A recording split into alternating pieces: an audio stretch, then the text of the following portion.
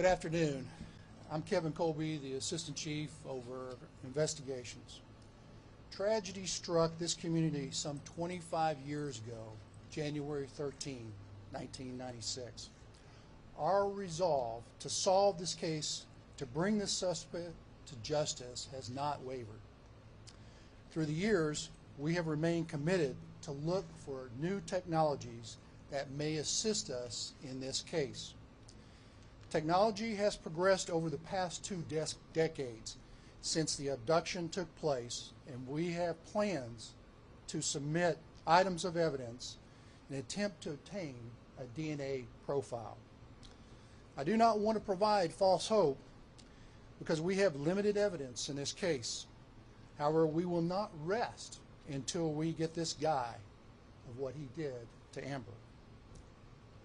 Amber's legacy continues to live throughout the robust and highly successful Amber Alert program.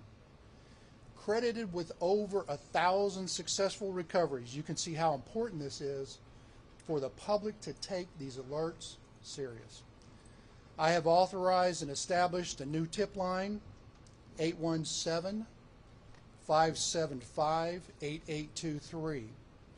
Oak Farms Dairy has renewed a $10,000 reward for any information to help us in this case. Our hope is that someone in the community saw something. Maybe they didn't come forward 25 years ago out of fear or not wanting to get involved. Whatever reason, we need folks to search their minds and bring forward anything that may be value to our investigation. Oftentimes in cases like Amber, it only takes a small tip, a small lead, to break a case wide open. Come forward and do the right thing for her family. Do it for our community. Do it for our employees who are out there and haunted by this case. Most importantly, do it for Amber. My message to the killer: there has been many high-profile media events and programs highlighting Amber's case over the years. I have no doubt that you have seen them, that you've heard it, and you have seen the pain that you have caused this family and our community. Have the guts to come forward and admit your involvement so we can finally provide some closure to this community and family. I'm going to turn the mic over to Detective Grant Gildon, who's going to walk you through what happened that fateful night, provide some updates on our current criminal investigation. Detective?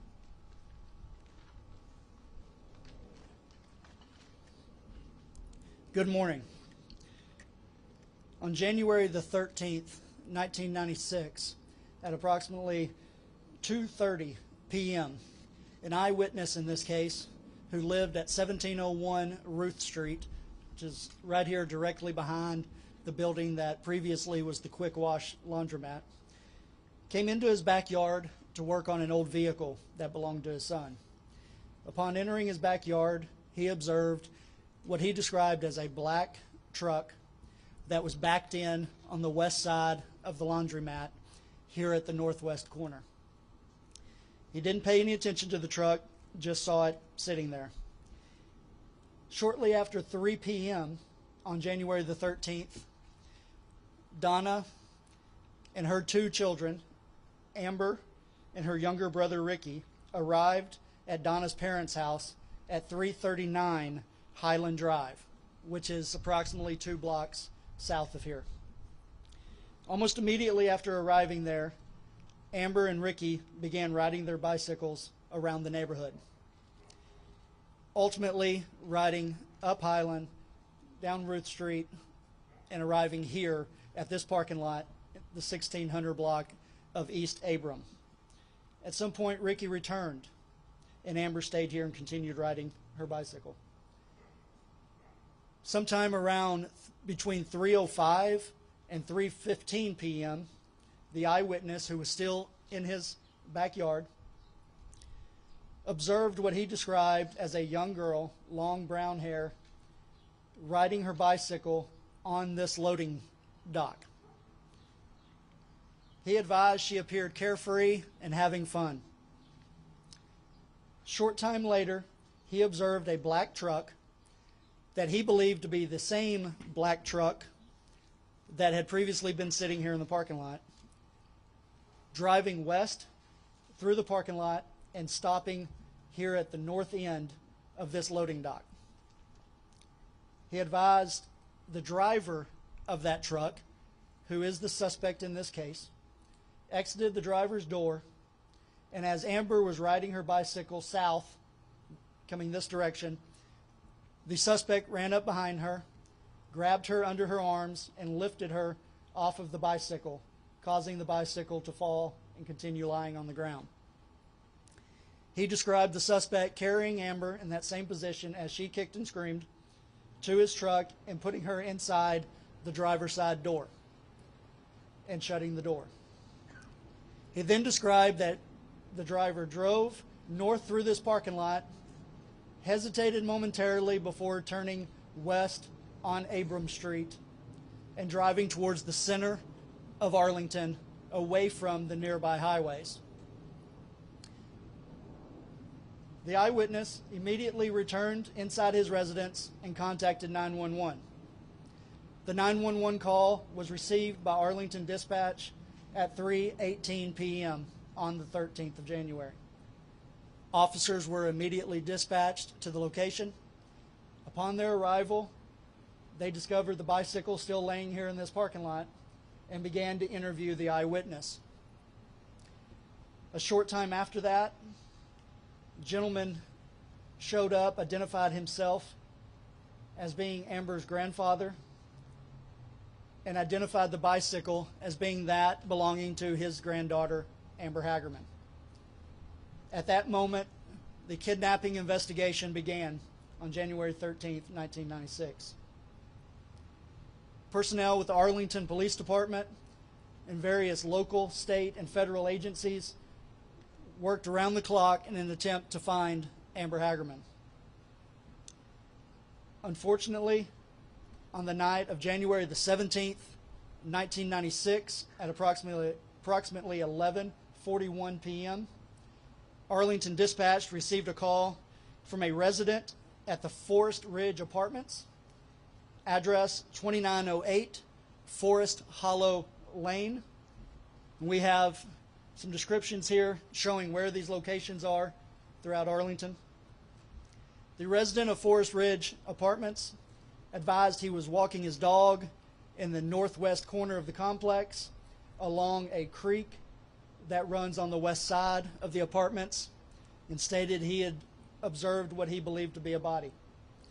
Arlington police were dispatched and were able to identify the body as Amber Hagerman. This was on January the 17th, 1996, and at that point, the murder investigation began into this case. I would like to provide accurate suspect and suspect vehicle descriptions for this case. This is based off eyewitness testimony of the kidnapping that occurred here. The suspect is believed to be a white or Hispanic male in his 20s to 30s, was under 6 feet in height, medium build, and had brown or black hair. The vehicle description was a 1980s or 90s black pickup truck, described as a short wheelbase, fleet size pickup truck, and was a single cab vehicle. It was black in color, and the witness described there was no chrome, striping, or visible damage to the vehicle that he saw. Stated it was in good condition. And finally described the rear of the vehicle, the rear window, as being clear and not having a sliding glass. This is the accurate suspect description and vehicle description in this case. I'll now turn it over to Sergeant Ben Lopez to describe some of the investigation that has taken place over the last 25 years. Hello, good morning. I'm Sergeant Ben Lopez with Arlington Police Department. I was a rookie patrol officer back in 1996 when Amber was abducted. I was actually working that day, and as all the officers that were working that day, when we heard the call go out, we all responded to the area of the abduction, which we are here next to today. I responded to the area and began looking for the suspect vehicle, began looking for Amber, and began, of course, looking for the suspect. Unfortunately, as we all know, her body was found a few days later. So what was a kidnapping investigation then became a murder investigation. Because of the overwhelming number of leads that we were receiving at that time, the department formed a task force to investigate her murder. I was one of the original members of that task force. That task force ran from February of 1996 until June of 1997. We had 12 detectives and 1 sergeant assigned to the task force. Among the detectives that were assigned, we also had a Tarrant County Sheriff's Office deputy who assisted us full-time. We also had assistance from the FBI and the Texas Rangers throughout the years that we've been investigating this. The original task force investigated and cleared over 5,500 leads. One of the things that we looked at that time was, is it possible that there were other witnesses who saw what happened but were fearful about coming forward? With it being a Saturday afternoon that was nice and the laundromat being right next door to the abduction, we were concerned that there could be people that were there at the laundromat who may have been undocumented and living in this country illegally. And we spent a lot of time putting out flyers and talking to the community to assure them that if there is a witness or witnesses who have that concern, we are not interested at all in pursuing any kind of deportation or any interest in their undocumented status. We would just ask that anybody with information come forward. When Jim Ford was the original detective on this case, I worked with him when I became a homicide detective later in my career. When Jim retired in 2010, then I became the lead detective, and I had the case from then until 2018 when I promoted to sergeant. At that time, Detective Grant Gildon took over as the lead detective. During the years, throughout the years since this happened, we've routinely looked at the evidence that we've had, and we've looked at new technologies that have developed during that time. We've contacted major labs across the country to speak with them and consult with them to see if there's anything new technology-wise that could help us and assist us in identifying the suspect. And that continues to this day. This case is personal to me because I've been involved in some aspect since the day that Amber was abducted. Also, it's personal to me because during the years I've come to know Donna Williams, Amber's mother, and Ricky Hagerman, Amber's brother.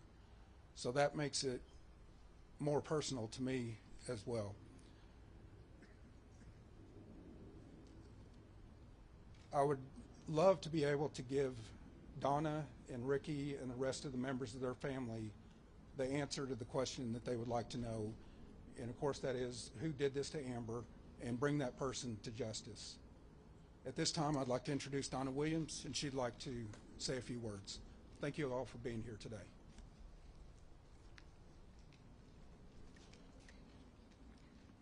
Hi, I just wanted to let everyone know about my daughter, Amber. She was just 9 years old. She loved school. She loved riding her bicycle. She loved being a little mommy to her little brother, Ricky. I miss her every day, and she's just so full of life, and I want to know why. Why her? She was only a little girl. And to Amber's killer, I'm asking you today, please, turn yourself in. Give Amber justice. Amber needs justice, deeply, deeply needs justice. And to anyone who has seen or heard anything about Amber's case, please come forward. Thank you. Before I turn it over to questions, I also want to introduce Mayor Pro Tem Dr. Victoria Fryer-Myers. Would you like to come up and just say a few words and stand up here with us? Then I'll open it up for questions.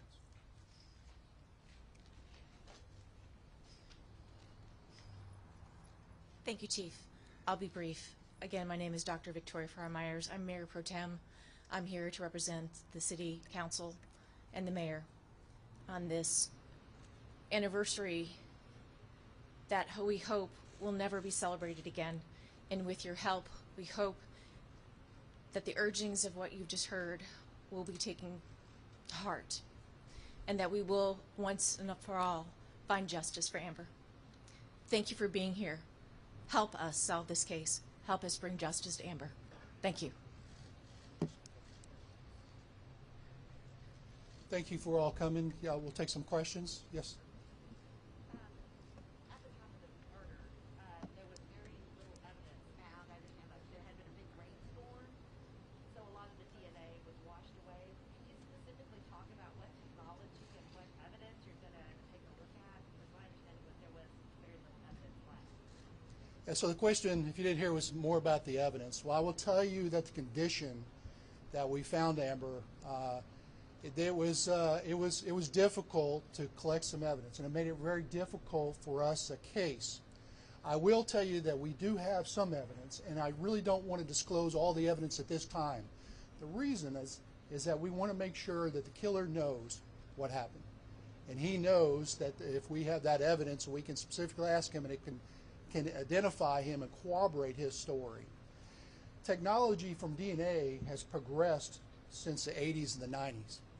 And we're very excited because we continually try to be aggressive in trying to meet new technology head on with this case. And we're excited because this year there is new technology when it comes to DNA, and we're excited about this year being able to submit that and hope that we can get a better DNA profile on the killer. Chief, I know that you gave a description of the vehicle, a black pickup truck, and it sounds like you don't have the make and model. Do you have investigators at least know, is this a full-size pickup? Is this a compact pickup? Is this an American make? Is this a Ford make? Do you have any kind of information? I'll let the case agent, Sergeant. Yes, and the question was, do we have any further information on the make and model of the pickup truck? Unfortunately, we don't know for sure. Initially, the witness to this described it as a full-size Ford pickup, but we certainly would not discount other American-made pickups. Now, he was specific that it was not a smaller truck like the old Ford Rangers or the S10 pickups. He was specific that it was a full-size single cab, and he thought it was a Ford, but he was not 100% sure on that part. And again, he was specific that it was a single cab, not extended cab, not a crew cab. It appeared stock. It was not did not appear to be a four-wheel drive, and it did not appear to have any modifications to it. No, sir.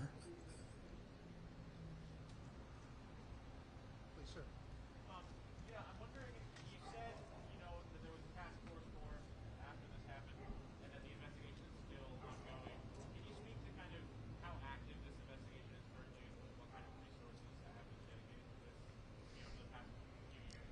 Well, this case, we never close a case that we don't resolve. So it is always active.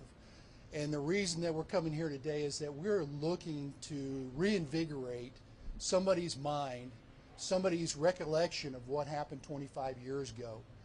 We've immediately after we had over 5,000 leads. I think throughout the investigation, we've been investigating more than 7,000 leads.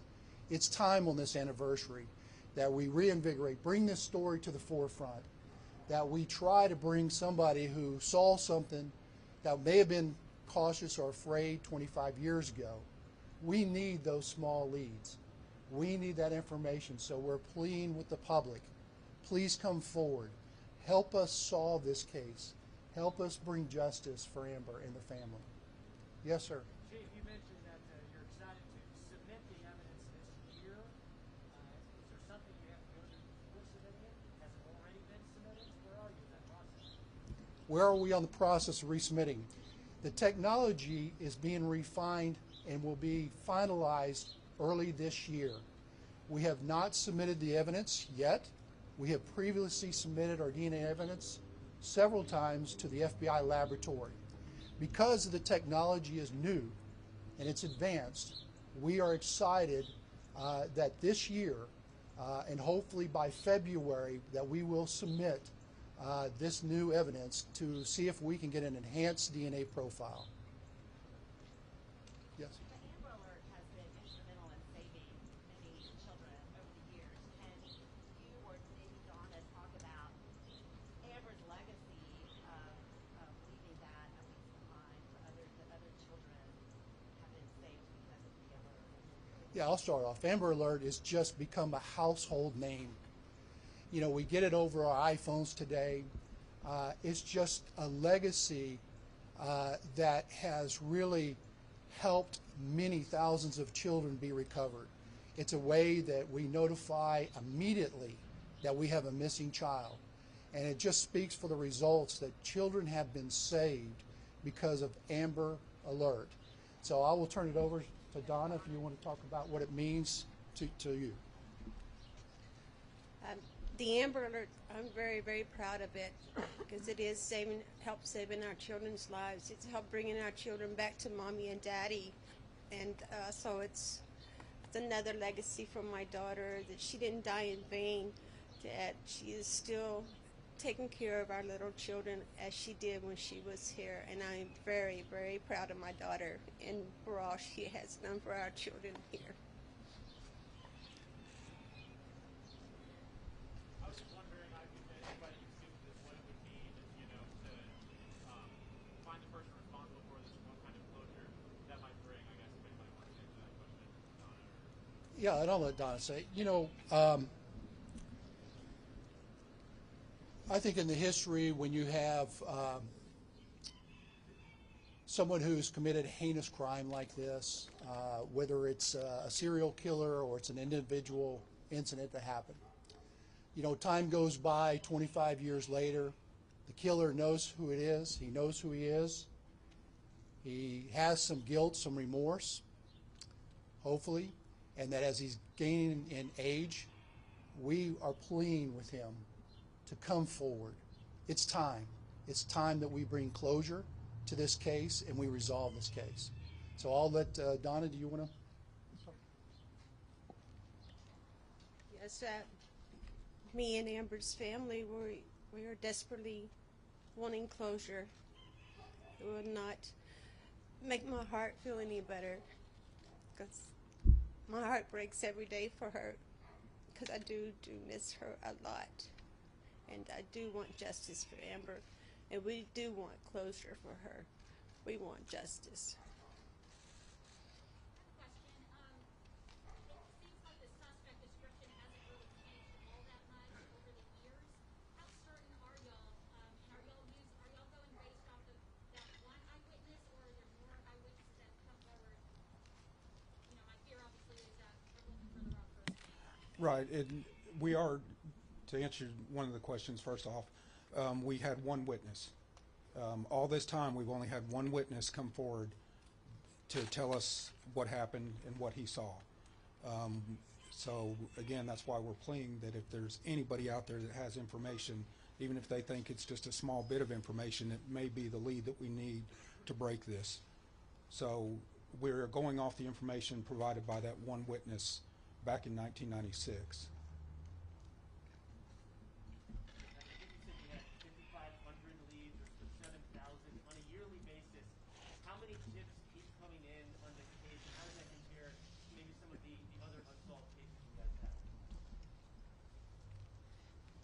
Yes, the figure we gave of 5,500, that's the number of leads the Amber Hagerman Task Force investigated between February of 96 and June of 97.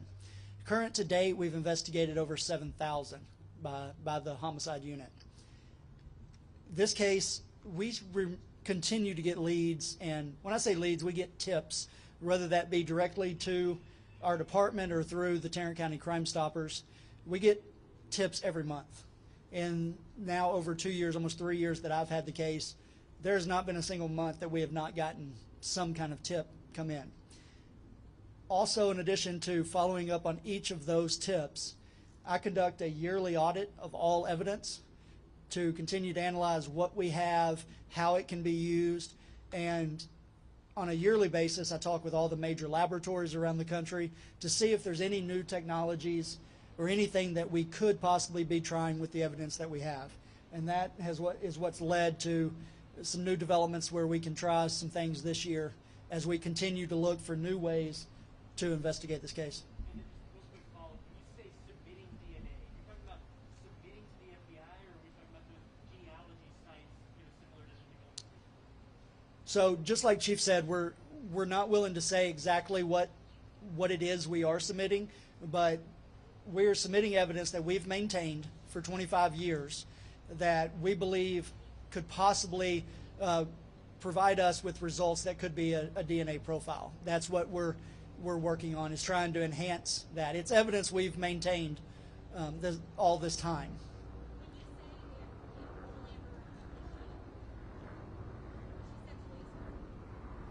So there's lots of details regarding this case that we're not going to talk about. That's one of them.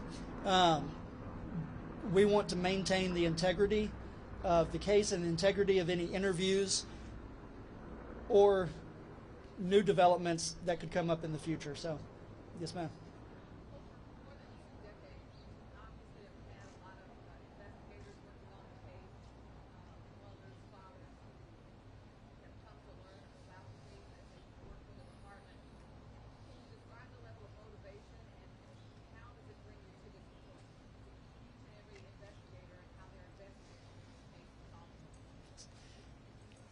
I was lucky enough to get to know the first lead investigator, Jim Ford, on this case. And what you learned as a young police officer when you came to Arlington Police Department is just how motivated and dedicated Jim Ford was to this case. Him, along with all of the detectives and all of the officers that worked this case, many of them that responded on January 13th of 1996, still work for the Arlington Police Department. And there is a legacy within our department where we're extremely motivated and dedicated to solve this case. First and foremost, we want justice for Amber. We want to be able to provide Donna with the answers to her questions. But there is also within the Arlington Police Department a desire to continue the legacy of those that were so dedicated for so many years to continue to work this case. And that's why it's one that has continued to be worked on a daily basis for the last 25 years.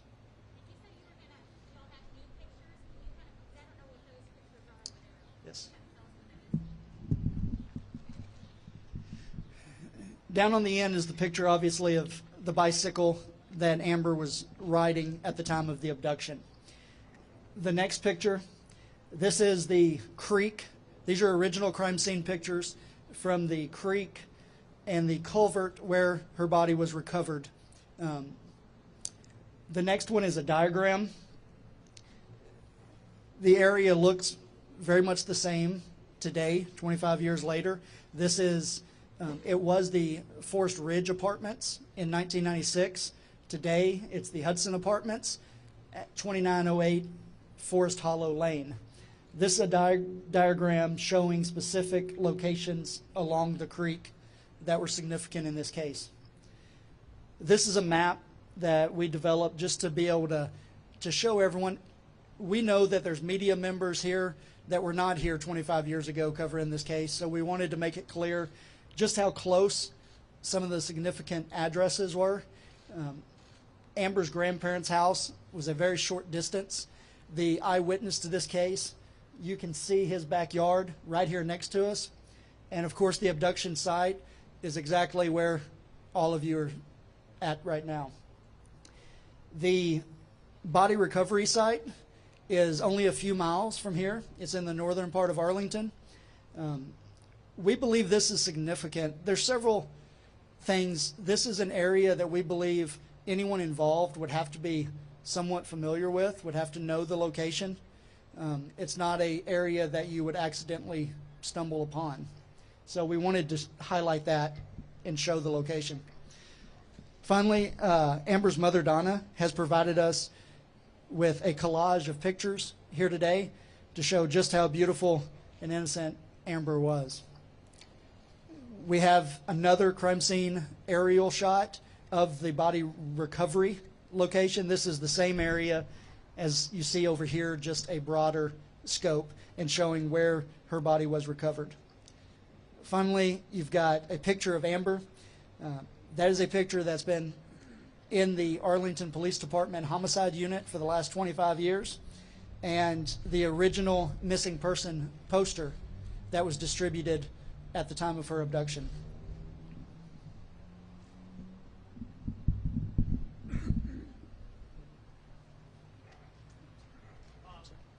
I imagine over the years you're obviously waiting for the technology, DNA technology, to kind of catch up. As we've seen some other cases, though, solved through DNA, can you speak as to why, it's taken a while to get that profile ready, or what kind of challenges you run into? Just like Chief said, the evidence in this case is limited. Over the years, one of the difficult things with a case as it goes on this long is there's many aspects of the case that aren't going to change. Who your eyewitness is, what evidence you have from the day of the offense, those things a lot of times don't change. We have continued to investigate this given the information we have. As we see other cases that also have been investigated for long periods of time, I would say it gives us hope. It continues to motivate us. I would like to very much applaud the detectives around the country that have solved those cases. And I want to make clear here today, we believe this case will get solved. We believe that there's no way the killer in this case could have committed the crime in the manner that they did without someone seeing, hearing, or having some knowledge of what happened. We believe someone out there still has information that can help us solve this case, and we want to make sure, as great as Amber's legacy is with the Amber Alert, and that's something that everyone involved is very proud of, we want to make it clear that we are still working and trying to solve this case as well and bring justice for Amber. And I'm also just curious, with the vast amount of tips you've sorted through over the years, how often are they helpful or significant, or how often do they, maybe lead you in a wrong direction, or just don't? Obviously, with 7,000 tips over the years, some are more in depth and able to be followed up on more than others. Every single one that comes in gets thoroughly investigated. That goes through a process of trying to validate the information that comes through. There's been a large number of detectives over the years that have worked on this and working those tips. Members of the task force, members of the homicide unit, and members all over the country, other detectives around the country that have assisted.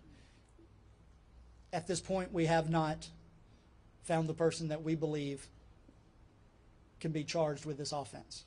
So we still think that the tip that's going to lead us there is still coming. The sex offender registry, I'm just assuming it wasn't around back then. Has that been very important for you guys to go through that list? Do you want to answer that? Yes, the sex offender registry was around back then, and that was one of the things that we immediately looked into on the original task force. We sent teams of detectives to go out and contact every registered sex offender to account for their whereabouts when she was abducted and back in 1996. So yes, it was around, and we did look into that extensively back then. I want to say thank you for all of you being here today. Thank you for bringing this story to light again to the public. We really are praying hopes that someone will come forward today with additional leads to help us resolve this case, bring justice for Amber.